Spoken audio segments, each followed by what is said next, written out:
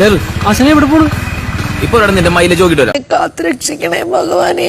ഉദ്ഘാടനം നടത്തിയത് പ്രധാനമന്ത്രി നരേന്ദ്രമോദി ആണെങ്കിലും രാജീവ് ചന്ദ്രശേഖറാണ് ഇന്നിപ്പോ താരമായി മാറിയിരിക്കുന്നത്. ഇതൊക്കെ നിങ്ങൾ മനഃപൂർവ്വം ചെയ്യുന്നതാണോ? എവിടെയൊക്കെയോ എന്തൊക്കെയോ ചില കുഴപ്പങ്ങൾ ഉണ്ടെന്ന് ഞാൻ സംശയിക്കുന്നു. എന്ത് സംശയം? രാജീവ് ചന്ദ്രശേഖറിലേക്ക് കേരള സംസ്ഥാനത്തിലെ പൊതുസമൂഹത്തിന്റെ ചർച്ച അത്രയ്ക്ക് പേഴ്സണാലിറ്റി അല്ലേ? അദ്ദേഹം ഉന്നയിക്കുന്ന വിഷയങ്ങൾക്ക് അദ്ദേഹത്തിന്റെ സാന്നിധ്യത്തിനൊക്കെ തന്നെ അത്രത്തോളം പ്രാധാന്യം വരുന്നുണ്ട്, പ്രത്യേകിച്ച് ഡെവലപ്മെന്റൽ ആക്ടിവിറ്റീസ്.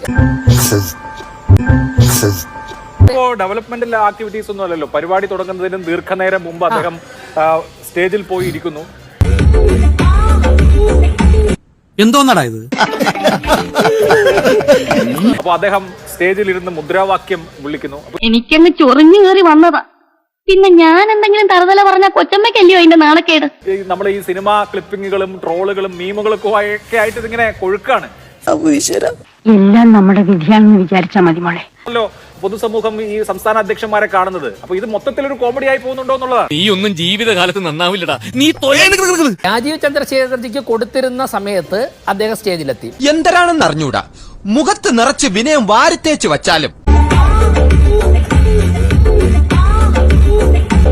അദ്ദേഹം കൃത്യസമയത്ത് ഒറ്റയ്ക്കാണെങ്കിലും അദ്ദേഹം അവിടെ ഇരുന്നു. മറ്റുള്ളവരെ കൂട്ടിവരാൻ അദ്ദേഹത്തിന് സാധിക്കില്ലല്ലോ.